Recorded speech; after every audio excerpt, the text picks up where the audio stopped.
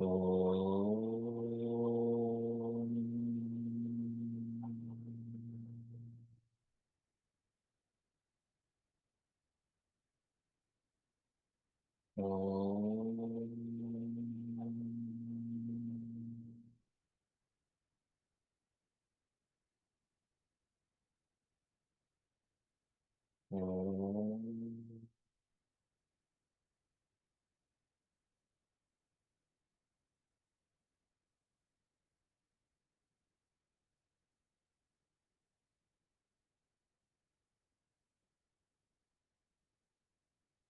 are you, everyone? I'm going to kick us off. First of all, happy Father's Day to our fathers out there. And this is a really special wellness workshop because we are celebrating this idea of family. So no matter what your role is, if you're a father, if you're a brother, if you're a sister, daughter, etc., this is a really relevant conversation where we're going to have a lovely panel of seekers from across generations, across demographics, across geographies, who are going to share their experiences about everything that it means from being part of a family to being a part of a different generation and everything in between. And so I'll save the suspense and I'll just kind of list off our seekers. We have Varsha, we have Dakshesh, we have Netra, and we have Pankajji. And then I'll hand it over to them to introduce themselves and we can get the conversation started. All right.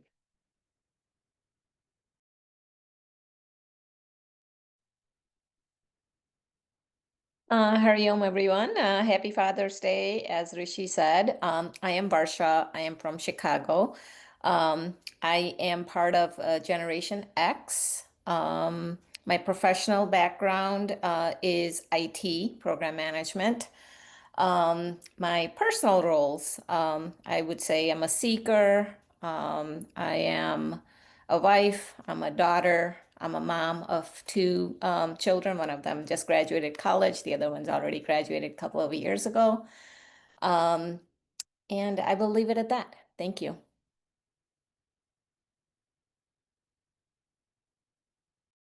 I think Varshaji uh, outlined the introduction very well. My name is Dakshesh. I'm from the DC area. I guess I would say, yeah, I would say I was of Gen Z.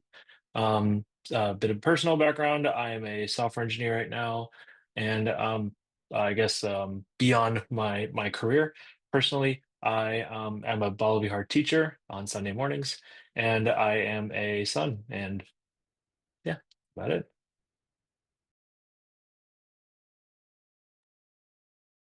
Hariom, everyone. My name is Netra, and I live in the Atlanta, Georgia area, and I'm originally from Texas. I guess I belong to the cusp of the millennial and the Gen Z generations, so I'm right on that cusp. My professional background, I work in public health consulting in this area, and my background's in public health. And then my personal background, I grew up going to Bala Vihar, and I've been part of this community for about 5 years or so. And I'm an only child, an only daughter. I think my mom joined today too. So hi, mom. And that's it. Hari Om, my name is Pankaj Kotwani. I am from Cleveland, Ohio. I work with a healthcare company as a director operations. From role, I am married. I have two best adults with me, and I had the privilege today to celebrate Father's Day with them. I belong to Gen X. Looking forward to this wonderful panel discussion.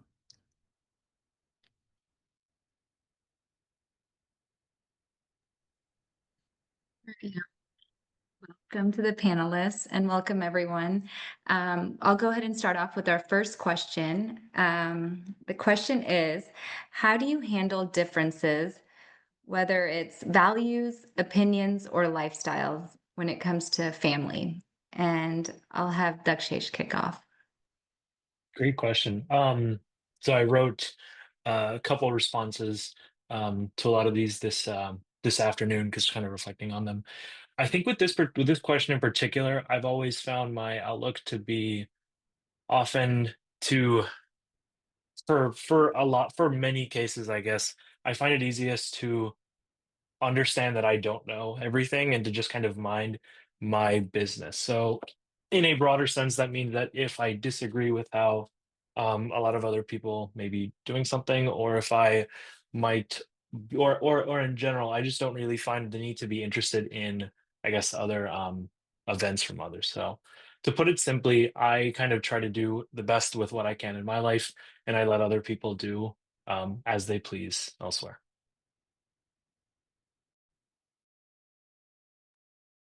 Jumping off of that, I, similar to Dakshesh, am trying to approach differences in opinions from a maybe exercising less control. And I think that's something that I've learned in this community. Now I kind of view things, if it doesn't affect me and impact my life personally, I won't put the energy into trying to change someone else's opinions. And that's one thing that also we don't have control over, is other people's thoughts and opinions. I think especially looking at things like political differences or social differences with other generations or even family members, those things don't impact me directly. I try to be open-minded and engage in open discussion, but don't try to sway anybody else's, opinions.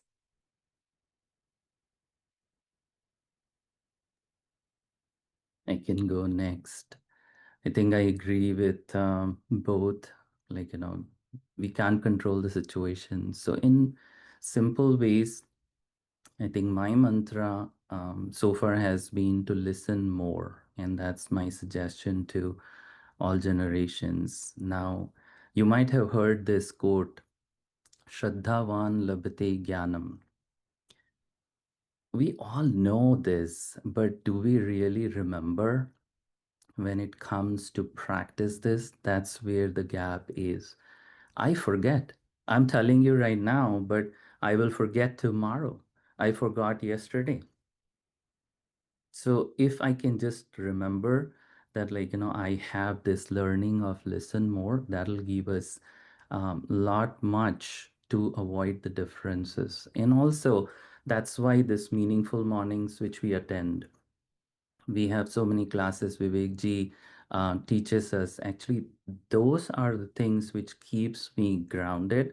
I forget, and then I go in that class, and then Vivek ji will point that out. Do you remember? No, but then that helps me for that day. So I take it at a day and make sure that, I can remember that. And this quoting which I did, Shraddhavan labhate jnanam, is from Taittiriya Upanishad. And what it means is one who listens with faith gains true knowledge. This underscores that knowledge arises through repetitive listening and not through debate or dominance. Hari Om. All well said. I can kind of resonate with what you all said. When I was thinking about this, I guess one thing that came to mind was adapting, specifically lifestyle-wise, communication, for example. The younger folks, even my kids, they prefer texting to anything as a main form of communication. And when I look at my parents, they prefer in-person communication. So me being in between those two generations, I do tend to adapt. So when I'm trying to communicate something to my kids, I use their preference of communication, right? So texting or FaceTiming, and versus with my parents, it would be phone call. Can't always do it in person. And this communication, I guess it's taking an example of my dad, right? Like he when he's trying to, it's like, oh, I'm gonna do this. I want to go to the bank. He wants to, like, anything he wants to do. He actually wants to go to the bank. I'm like, no, you don't need to do that. You can either do it online. You can you can call, right? Where if you can't figure it out online, you can definitely call. So definitely a communication style difference in the generations. If I can kind of say maybe one last thing at the end. So yeah, I agree that I was pretty much gonna I kind of came down as well to like listening just being very important. What I'll say is maybe a caveat for myself is it's important for me to listen to the right things. Because it is good to listen, obviously, and understand things. But if perhaps the what is being discussed might not necessarily be to my interest, or really I know this best, might not really help me in like a healthy way, then I think it's best to understand when you don't really always need to listen. Sometimes you can just kind of, you know, again, we are all always on the purpose of bettering ourselves, and whatever betters yourself, be that reading, meditation, whatnot. So you should continue to do that, whatever makes you, you know, calm. Yeah.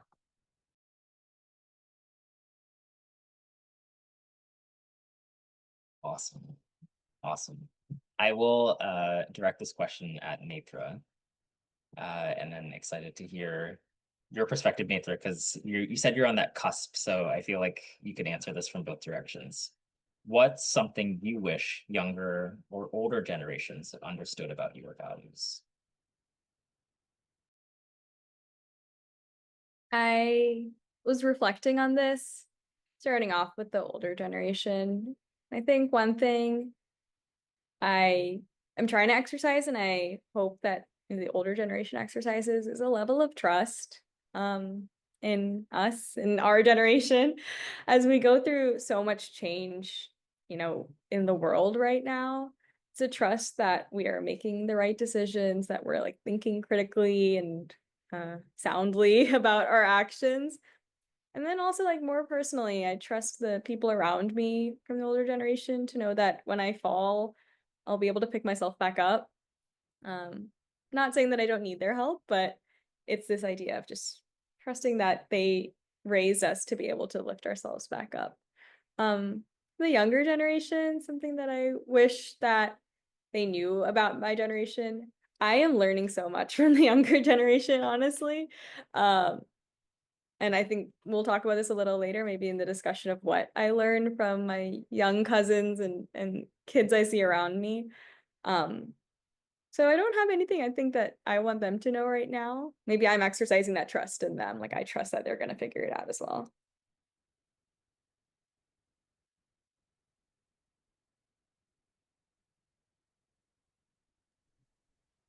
I can go next. So I probably will take this question from only one perspective as to what wish I have for younger generation, because I am already in Gen X, so I don't have many much to give it to anybody about me.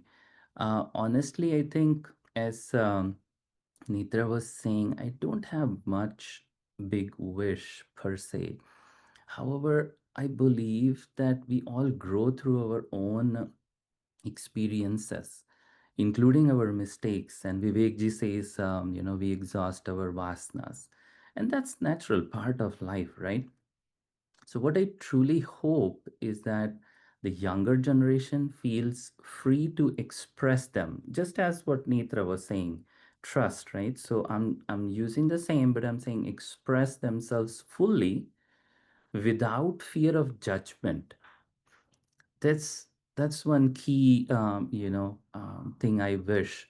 And my journey is just to keep learning, to accept them as they are, with love and patience. Easy said than done. That's where, it's a practice for me myself. If there's one gentle wish I do carry for younger generation, is that they can continue to practice of daily evening prayer. And I ask, and I preach to my children to do Om Bhurbhuva Swaha prayer in the evening. And another simple prayer I can think of is Matra Devo Bhava, Pitra Devo Bhava. And today is the great day for all the fathers, and then Acharya Devo Bhava and Atiti Devo Bhava. Do this not out of obligation, but it's like something for you to have a quiet moment to reconnect with yourself and to the divine. So with that, I would ask Varshaji or Nimish to share, like, if they want to share one prayer they practice. And I request you also to use chat and share what do you practice so that we can listen your prayer as well. And if somebody will get benefit from that prayer, it'll help. So please use the chat to share which prayer do you practice. And Varsha and Dakshesh, if you would share yours, we'll appreciate it. Sure.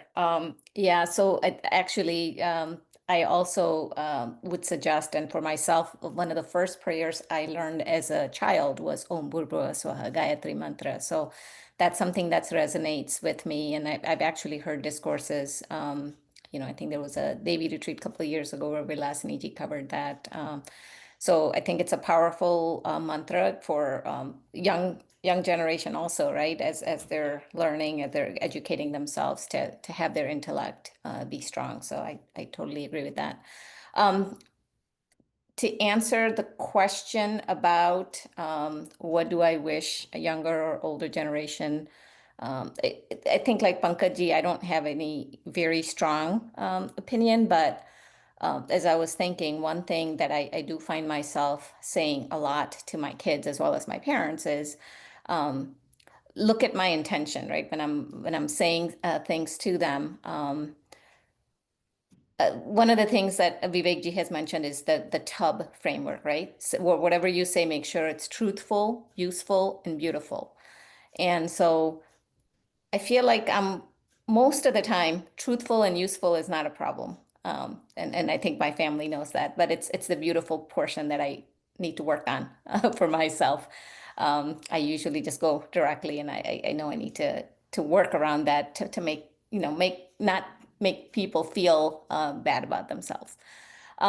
So I do end up saying that a lot. It's like, and then when I do say that, I think younger and older generation immediately say, yes, we totally understand your intention. It's always in their own best interest, whether it's me telling them to exercise or eat right or do something more proactively, not procrastinate, right? All of that is in their best interest. So before, I guess, Lakshesh, I'll go to you what Pankajji had asked about the prayer. So if you want to answer that question. Sure.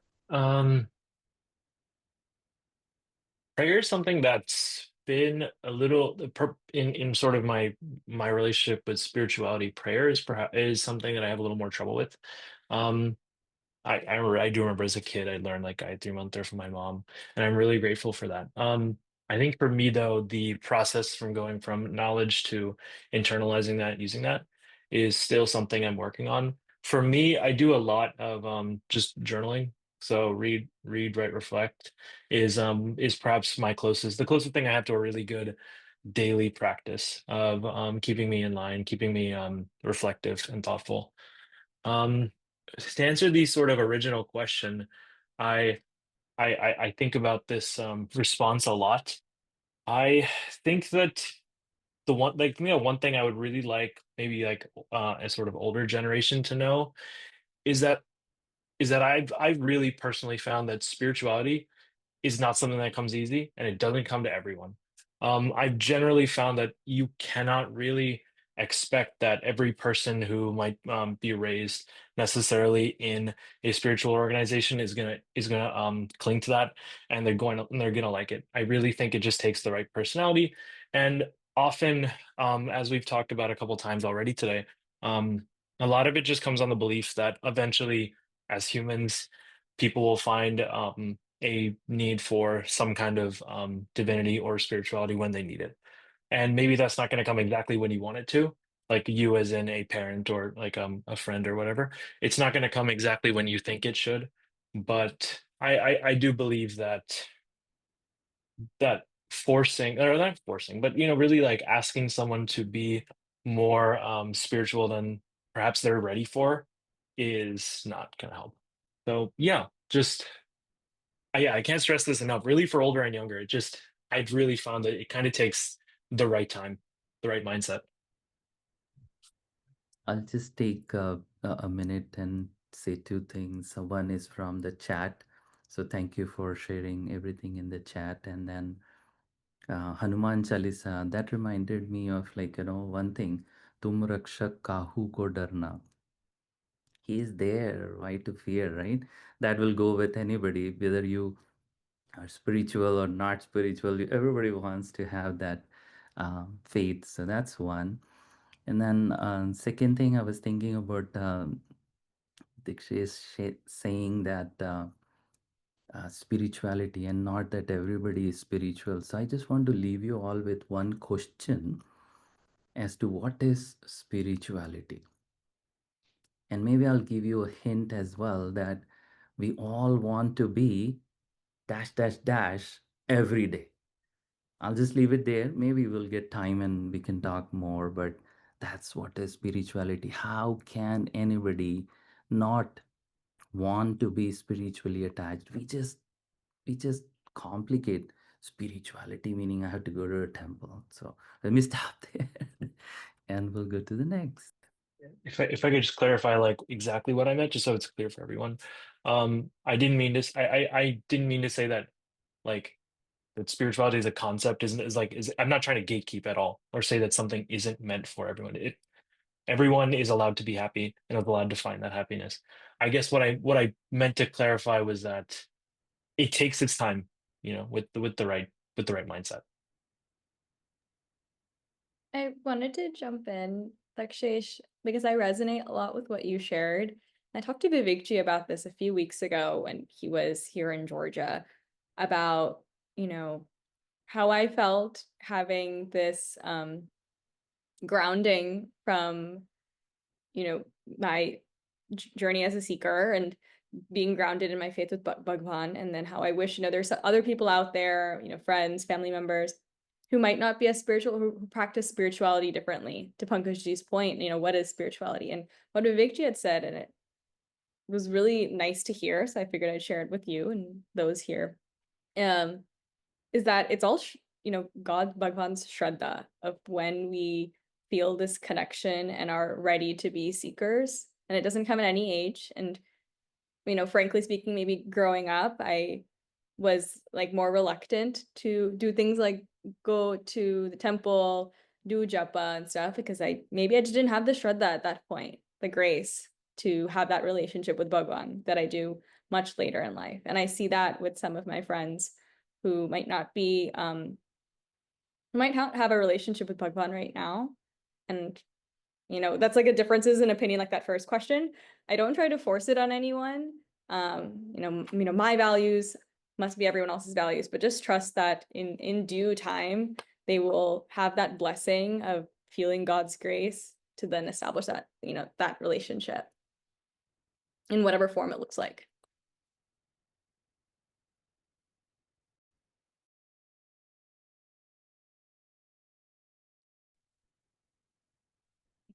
That was awesome.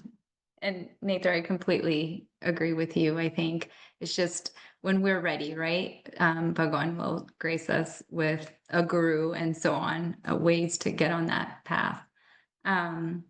Okay, so for the next question, it's a little bit similar to the last question, but instead of what's something you admire about the opposite generation, the younger or older generation. And if Pankajji, would you like to start? Yeah, absolutely. A lot to learn. The younger generation is in a right place where technology is growing with such a supersonic speed, where knowledge is available everywhere. The one thing which I think I would emphasize that I have learned from this generation and they have taught me is the importance of viveka. I deeply admire their openness to ask questions, not out of doubt, but from a sincere desire to know the why behind why we practice or what we practice. They want to make faith practical, something they can live, not just believe. It's here. No, I need to know now where. For us in Gen X, faith often came naturally. We were taught to trust Guru and the Shastra without needing too much explanation. That simplicity had its own strength, but I see a great value in the younger generation's spirit of inquiry. It brings in depth. When they understand the logic behind a teaching, they are more likely to practice it with honesty and commitment. In many ways, their questions strengthen my own faith and deepen my understanding of dharma. My kids ask me a lot many questions like what is a difference between spirituality and religion? What is Hinduism anyway? And most of the times we use the Chinmaya Mission books which are available with us and Vivek ji's recording. I actually have one of the podcasts and I'll put it on the chat as well, which you can listen in if you have time. With that, I will actually ask you a question and you can use the chat as well. What are the questions you have asked your parents? Just share that. And if we get opportunity, we can talk about that as well. And with that, we can toss it to others as well, and they can take this question to start the discussion. So for the question of admiring the older and younger generation, I think for older generation, what I admire is their deep connections that they have, even even if they're in their 70s, 80s right now, they have that close friendship, for example, for with people that they haven't seen in ages, right? If they're back in India, they haven't seen in 30, 40 years. But even if they go back, they feel like they're family, they can stay together and that kind of thing. So that deeper connection that they have, I admire a lot. As far as the younger generation, in general, what I've noticed is they're well-rounded with the work-life balance. The my son, for example, has told me, he's like, I'm working to live. I'm not living to work. Because I know in Gen X, our generation, there's been a lot more about our identity being with our professional, spending so many extra hours and just totally being identified with the profession itself. So I think having that balance is great for the younger generation. I can go next. That's a good answer. Um, I think if I could say, there's a lot of things I really admire about, I guess maybe in this microcosm speaking towards perhaps like first generation like Indian American immigrants, but I really enjoy, I take for granted the sense of community that was perhaps afforded at a young age. It was a huge privilege to have in terms of demographics, in terms of just culture and things like that as well. I really admire how I really admired the emphasis on community, especially in older generations, which allowed the simplest of things to happen. Where if you needed help from someone for a very small task, like I don't know, getting salt. That's the random example. But if you needed things from people, I feel like it used to be a lot easier. It not used to. It used to in previous generations had a better time of having those connections, and I really admire that. And perhaps initiatives like this, like communities like this, are a way to foster community. Something that I admire both from the younger generation and then from the older, like Vanaprastha generation. And I find this has like a common trait, interestingly, that both these generations have is this sort of like pure, genuine acceptance and joy. Like, when you think about young children, before a certain age, the joy that they have and the kindness towards others is untainted by like any vasanas and any like false tendencies because they haven't developed those yet, right? And I really admire that. And I try to Vivek talks a lot about like this kind of like childlike joy and wonder. And then I see that a lot like with my grandparents and then this generation, like the Vanaprastha generation too, is they have reached this stage in their life where all their external responsibilities are done, right? They don't work or anything, and all of their family members are now self-sufficient. So their only responsibility is just like, that towards Bhagwan, and like they just live so at peace, which I also really like, right? And they're so genuine. Like the conversations I have with my grandparents are so joyful. There's no like sense of judgment or anything there either. So it's really interesting, like you start and you kind of close out this life with those same qualities.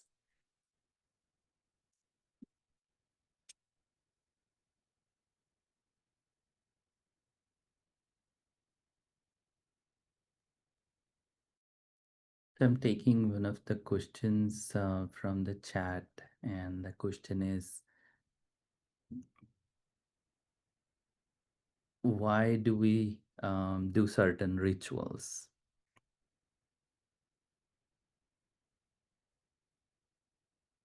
I have two things, and I don't know right or wrong. I was thinking that it helps us to be disciplined if we do it repetitively, and it also allows us to have our own quiet time, or our own time where, like, we're not thinking about anything else, and we are just focusing on that ritual, which can give us calmness, maybe focus. So those are a couple of things which comes to my mind on that question. I'll jump in with the next question. So, what is a misconception people have about your generation? Start with Varsha. Yeah, so I had to look this up because I'm like, what do I never thought about what what people thought about in general when I in corporate world when I took a class on generations. I remember hearing or seeing something about Gen X being hardworking, putting in a lot of hours, and like earlier when I said, your identity is more the profession and whatnot. So I'm like, is that still the case? So when I looked it up, it actually came up with some things that I was surprised at. And so if you guys can throw in the chat what you think Gen X is well known for, I'd like to kind of know that. But what Google told me is Generation X is slacker, pessimistic, or technologically inept. So I feel like being in IT, technologically inept is probably doesn't apply to me. Slacker, I would say, doesn't necessarily apply to me. I've been, I kind of worked through summer jobs and whatnot since I was 14, putting myself through college and, just my regular expenses and whatnot. So I would not consider myself necessarily a slacker. Pessimistic, maybe. I think I do tend to look at glass as sometimes half empty instead of half full. Um, but the other thing is, I was looking at this, I feel like I don't think you can put a generation and say specific values or even lifestyle or any of that into a specific generation because there's so much more, right? Our experiences shape us, our vasanas shape us, our there's so many things, our families also. And one of the things I was thinking is even when we look at our siblings, right? Most of the time, even with my two kids, they're very different. With me and my siblings, we're all very different. And we're of the same generation. My kids are of the same generation. So I do feel like we can't necessarily define and pinpoint a couple of things that ties to a specific generation. I think there's a lot more to it. And I guess I'll pass to the next person. Sure. That's totally true. I agree. You can't really. Yeah, I had a little trouble thinking about responses for this question because I agree. There's not really everyone's version of reality is often very different. Right? We all, like all of us on this call, had like slightly different approaches to how we got here, regardless of our age. Um, Let me try to. I'll think of something, I guess. Um,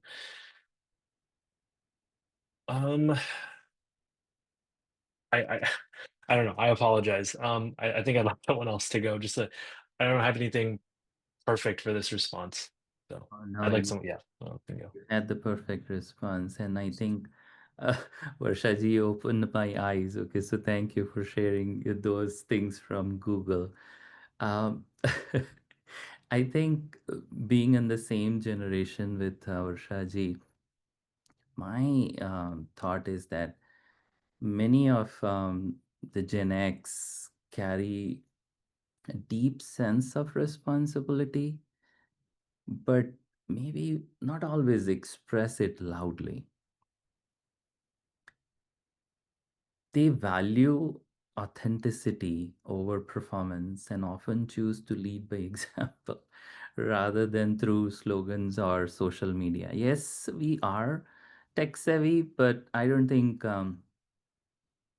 we use the same level of social interactions as compared to the younger generation, and that's probably what I can think of to just share something with Dakshesh. Maybe it'll help him, and then he can guide us as well as to what he feels like misconceptions are for older generation.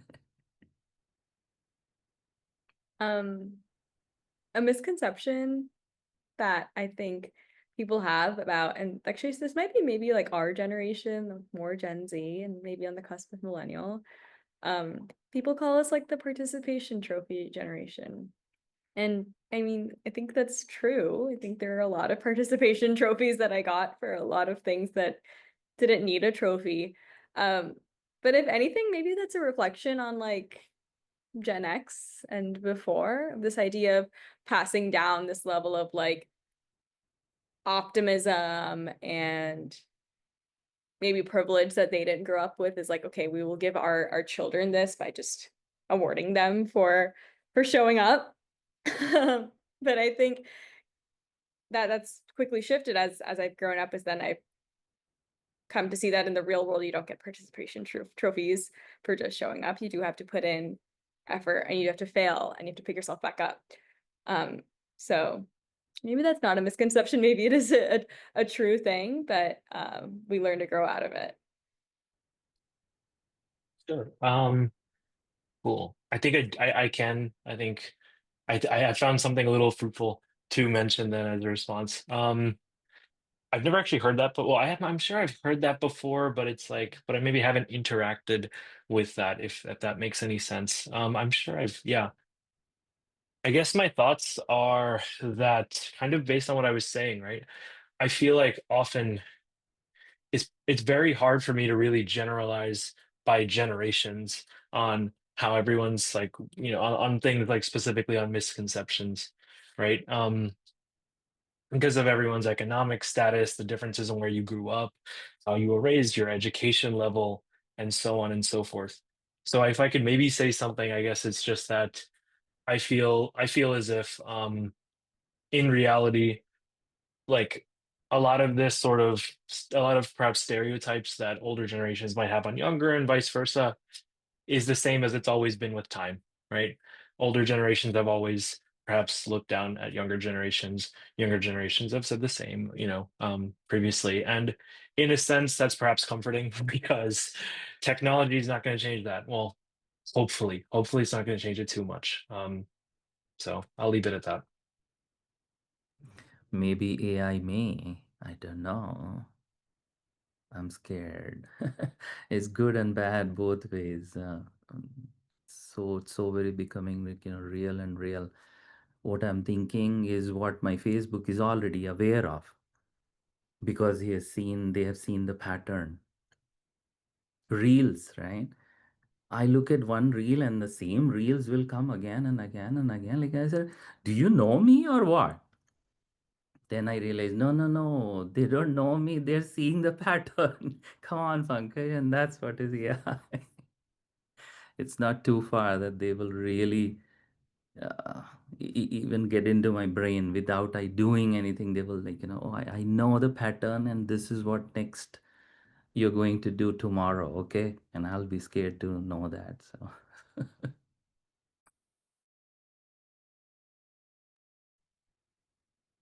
There's one question in the chat, and that is if all of you could share a childhood memory, a fond childhood memory. Let's see. I don't know. Any of you? Yeah, I guess the thing that I remember, I feel who I am today is because of my grandfather. And so I grew up with him in my early elementary years. I stayed with him, lived with him. So he was my friend, he was my parent, he was my teacher, he was everything. And so watching him, I remember just sitting by him when he was doing puja or he was doing meditation. I would just sit and watch him. He would be doing yoga, asanas, and reading, right, Shravanam, these books, etc. So I think that's like my fondest memory.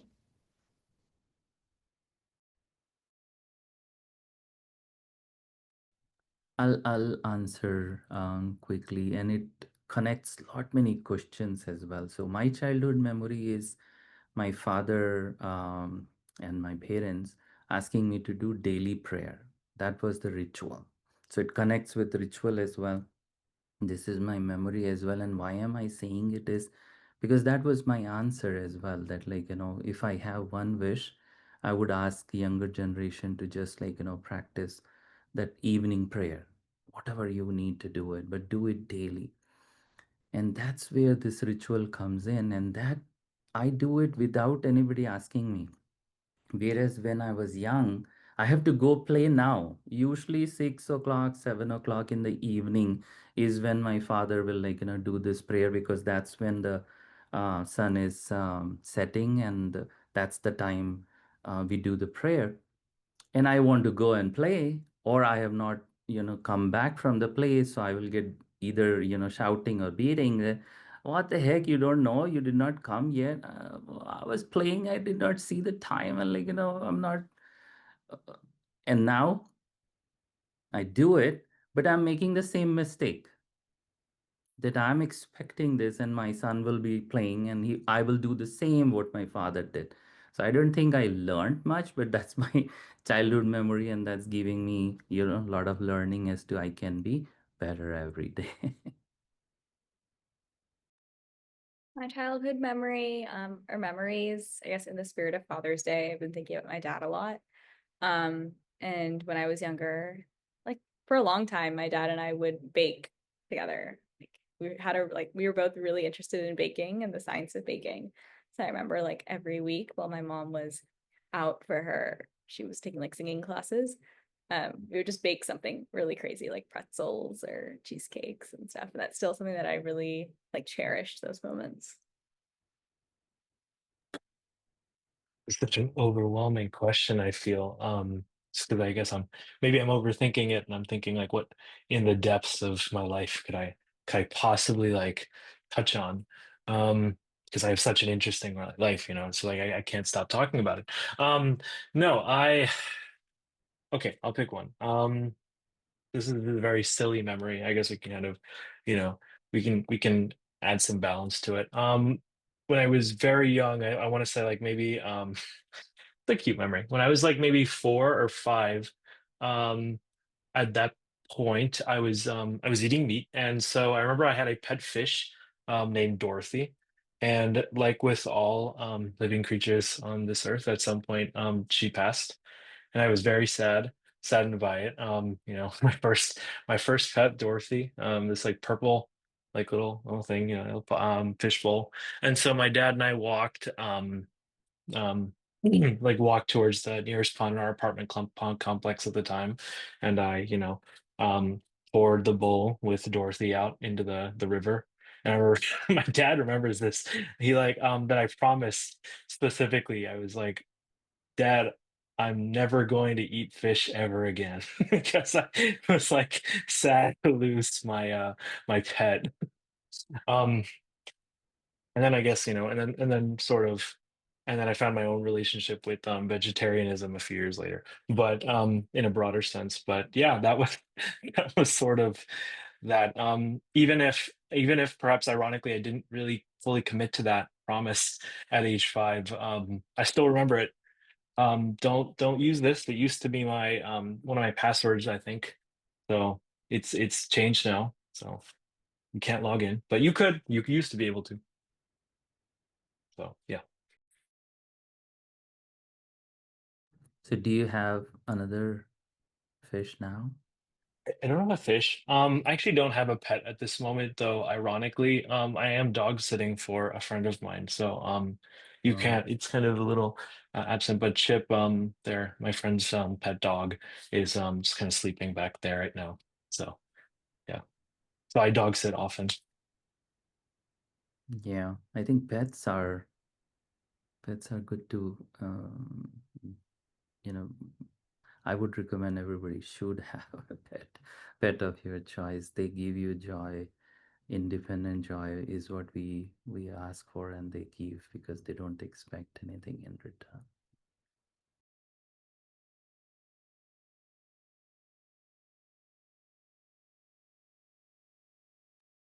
I have a question for Varshaji and for Pankajji, and I know Lavanya, you put a question in the chat similar to this. But I'm curious, what have you learned through being a parent? Like one big lesson or multiple at a time?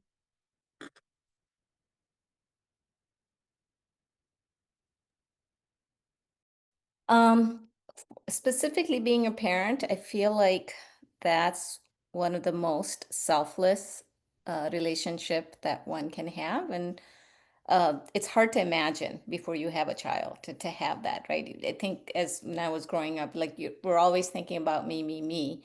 But what we learn about from our scriptures about oneness, I think that's easiest felt with your child. I think that's one relationship. Um, I'll let Pankajji go next on the parenting tip. Well, that's a very loaded question. um, the first thing comes to my mind. There's a lot we can keep talking, but love is what comes to my mind, and that goes back to what Varshaji was saying, and the reason for that is, so how is that your parent when you will have a child, and that child when that comes to this world first time, oh my gosh, I don't know how to express that feeling. I still remember my son in my hand. He's 22 now. I still remember that. And still brings, like, that joy and tear in my eye. But that's the beauty, like, yeah, you can keep saying whatever it is, but, like, you are bringing a new life to existence, and you have it in your hand. That's true. That's happening. You see it for 9 months, but no, no, no, no, no. When you have it, and I know many parents are here. I hope you will resonate with that is what, like, love is. And then from there, the unconditional journey starts. And then, yeah, we have ups and downs, and we have to, like, have our own ways to learn and have differences and so on and so forth. But that's life. That's parenting. That's so beautiful. Thank you both for sharing. Deepal, you share, Deepal, because you're kind of next generation of parent. Like Pankajji said, it's a loaded question. I mean, I do agree that the unconditional love that you have, and sometimes it does get difficult, because it becomes like, is it attachment, or is it like you question that a lot? I question that a lot. Am I doing this because I want a specific result, or is it because I'm and the way I want it, the way I see it, or just letting them go and letting them learn, like Netra said earlier in the wellness workshop, that, to trust. And sometimes that's still a little, and my kids are still younger, but it has to, like, start somewhere. And I think that part is probably the hardest, but at the same time, like, the best feeling. I remember one time, I just had to tell the story because it was really sweet. I had told my son, I said, it's because I'm your mom or something. And he's like, well, you're not my original parent. I think he heard something in happy hour, and I was like, oh gosh, he put me in line. Um, but it was very sweet. And he's right. I'm not his original parent. I'm just here as like a vehicle to teach him to try to make his best choices. So. Yeah, we have a couple questions in the anonymous question box.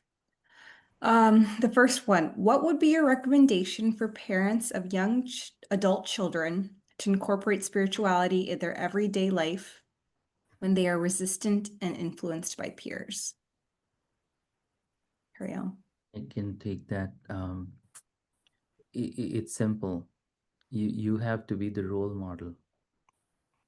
If you are not doing daily practices, if you are not doing what you expect them to do, it'll never happen. So if you're expecting, you practice. And then, as somebody was saying, there is no right or wrong. There is no right timing as to when they will see the value. So you have to keep doing. As I was sharing, my father kept doing the daily prayer and kept to attend with no expectation. And that is ingrained now. You be the role model, you do what you expect them to do, they will do it. Maybe today, maybe tomorrow, maybe day after tomorrow. Hariom, that is absolutely, Pankajji, you're right. But it is still a challenge. I know of a lot of parents, including us, where you feel like you're doing everything right. But then on the other hand, it also feels like, are we pushing too hard? Are we pushing our kids too hard into something that, I think Dakshesh earlier said something about you can't push or force spirituality. And sometimes pushing too hard for the kids, are we actually pulling them away from divinity, because then they're being forced to do something that they never wanted to do. And I was a Bal Vihar teacher too, and I saw that in our classroom where the kids would come and it's like, well, I'm just being forced. I'm here because my parents want me to be here, and I really don't want to. So I don't know if there's a right answer necessarily. Like, everybody's different. And what I've been told though is that if you plant that seed, right? I think what earlier Pankajji was saying, maybe they will come back when they're older, when they are parents themselves. They'll appreciate that more if they can't relate to it right now in the phase they're at or in the peer groups that they're with. But yeah, it's not an easy thing to deal with. And I'll quickly give an example as well. We do have one Bal Vihar teacher currently who was a Bal Vihar kid, and somehow, they drifted away, and then they did not continue with Chinmaya Mission. But after, he became the parent, they started coming to Chinmaya Mission, and they are the teacher as well now. So same, the seed was there. Whenever it is relevant, it comes.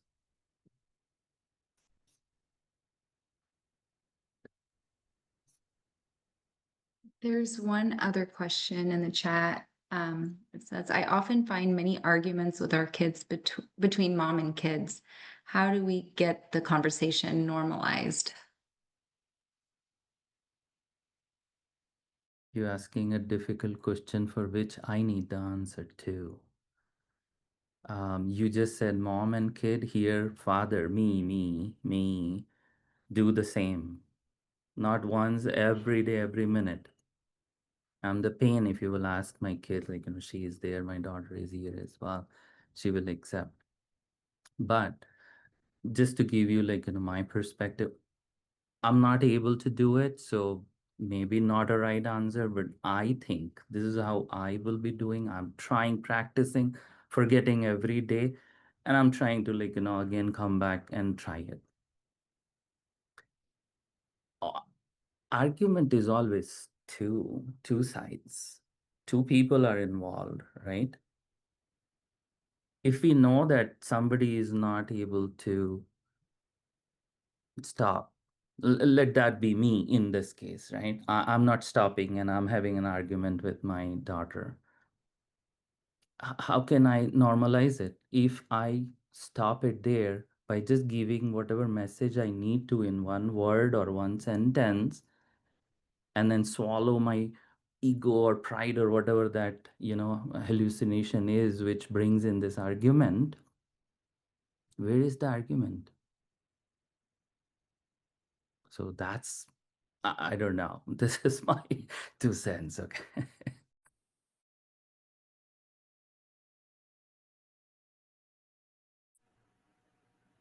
Varsha or Deepal, do you have, just being moms, do you have any kind of thoughts on that?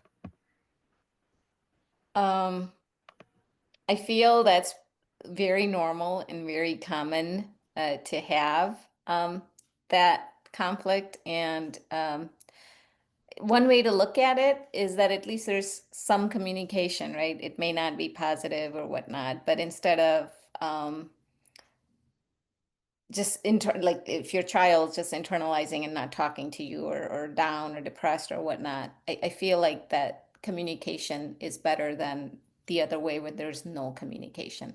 And obviously we would like for it to be positive, but the other thing is eventually teenage years do pass by. As they go to college and come back, they are more mature, and um, you can have more mature discussions, and they are more understanding that, once they've had the responsibility and having to go through that whole life, 4 years or whatnot in college. So this too shall pass, I would say. It's a phase. Okay, Hariam, if we as a parent being the best role model and yet young adult children drift away from spirituality, how to not take it personally as failed parenting? Hariam.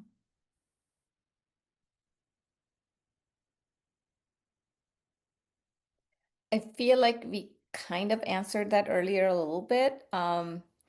That everybody's coming into this world with their own vasanas.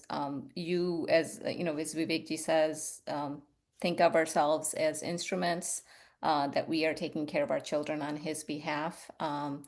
And it I guess, to be honest, it sometimes does feel like a failure when you've tried so hard and if your kids aren't into it.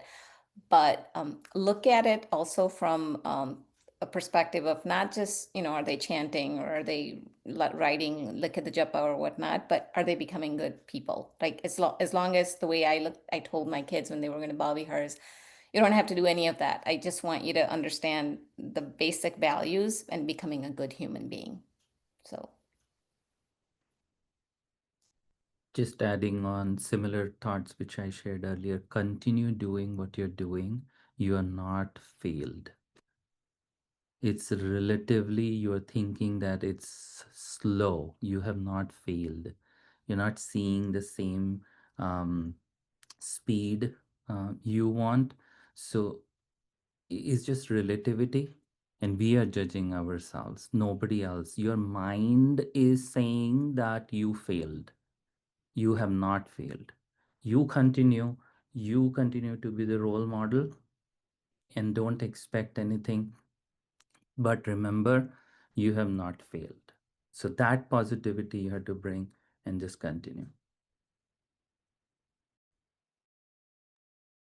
Hariam, this one is for either Gen Z or Gen X. How do I start conversations with sophisticated topics or emotions when my parent is not receptive to these kinds of conversations? Hariam.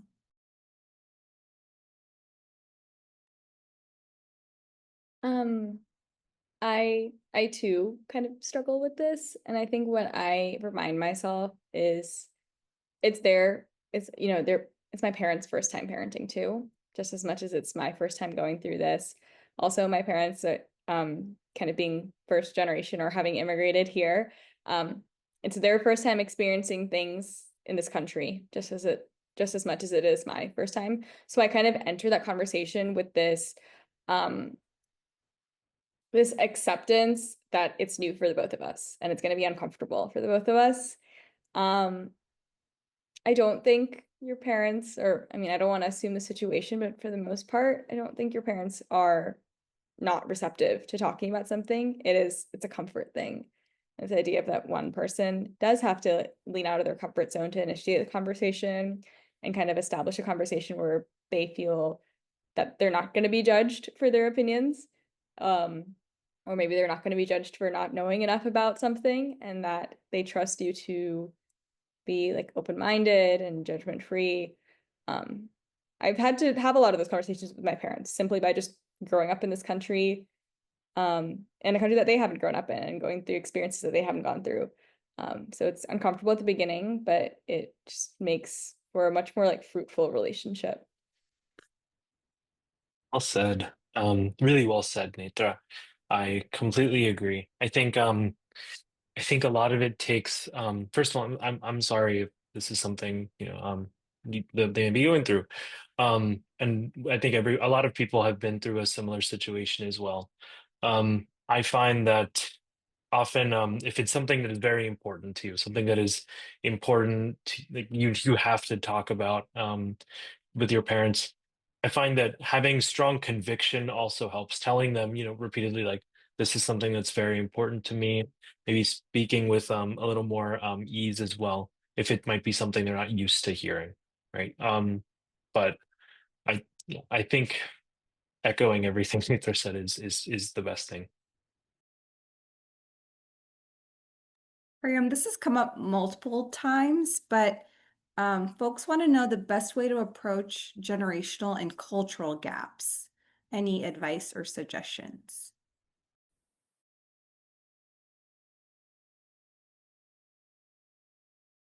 I would say doing things like this and having more conversations with people of different generations. And I'll admit I don't do that, and I want to do it more. I stick in an echo chamber of people who have like similar experiences to me, are of my age, have the same values, opinions, thoughts. Um, so I'm not really growing in that way. So maybe this is just a lesson to me to kind of talk to more people outside of my echo chamber. Ooh, good point. Yeah, I think one thing I'll say is, as we've said many times today, listen. Listening helps. Not just having conversations with people, but um, perhaps maybe in a sort of media sense, that what I think of, I really enjoy, like consuming, like watching like films, television, that kind of thing. And in a sense, that is a way of understanding what a different culture looks like, what a different time period looks like. Certainly not the reality of the situation. You can't watch something from the 70s and then assume that that's how all people in the 70s lived and were treated, obviously.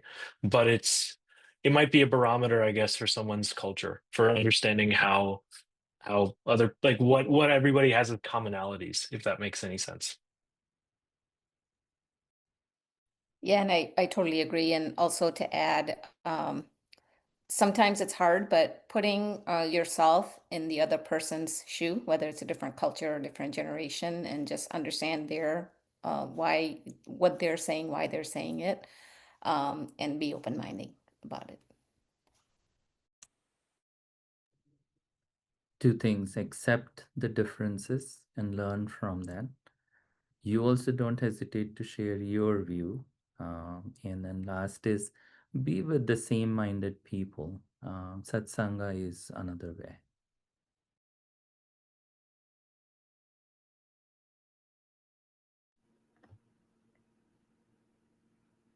It's 9:10. Thank you all, and thank you to the panelists for being here with us tonight. It's been great to have this conversation, and hopefully we can carry it on in our WhatsApp group or a future wellness workshop to continue this. But I hope everyone has a great night, and Hari Om.